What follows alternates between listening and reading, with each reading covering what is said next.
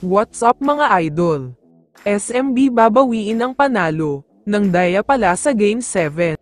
Pero bago mo sana ipagpatuloy ang panonood mo, ay huwag mong kalimutan na mag-subscribe bilang suporta sa aking YouTube channel. Maraming salamat idol. Isingit lang muna sandali natin ang balita tungkol sa Rain or Shine.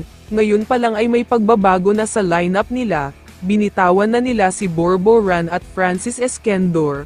Asahan daw natin na madami pa ang mawawala. Ayon sa multiple sources ay madami daw ang magbabago sa lineup nila.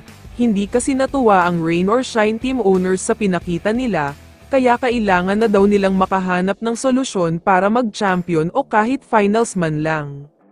Samantala, lumipat na tayo ngayon sa isang solid at napakagandang laban, Game 7 sa pagitan ng sister team na powerhouse talaga, Barangay Ginebra at San Miguel Beermen. Sobrang ganda talaga ang naging laban.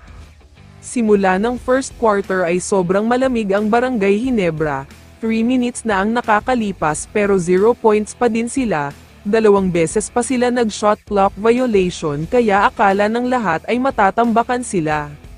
Pero sa pagtatapos ng quarter na ito, biglang gumawa naman dyan si RJ Abarientos, 2 tres at isang pull-up jumper ang ginawa niya, sumabay na din si Troy Rosario kaya sila pa ang may 6-point lead ngayon.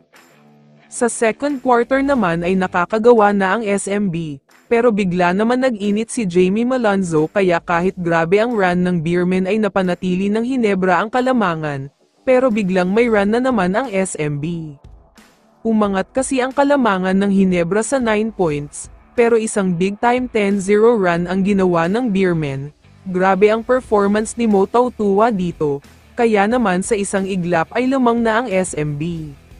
Pero sa third quarter naman, grabe ang shooting ng Barangay Ginebra dito, grabe din ang shooting ni Scottie Thompson, 3 straight 3 points ang ginawa niya, kaya lumobo na sa 10 points ang kalamangan nila dito.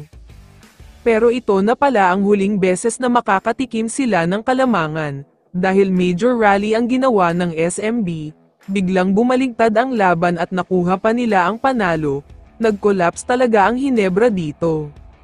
Pero may mga kumakalat na post na may pangdaraya na naganap, nagkaroon kasi ng stoppage habang may mabigat na run ang Ginebra, 5 minutes na tigil ang laro kaya nawala momentum nila, kaya posibleng bawiin daw panalo ng SMB. Kaya naman kung ikaw ang tatanungin idol, ano ang masasabi mo sa balitang ito?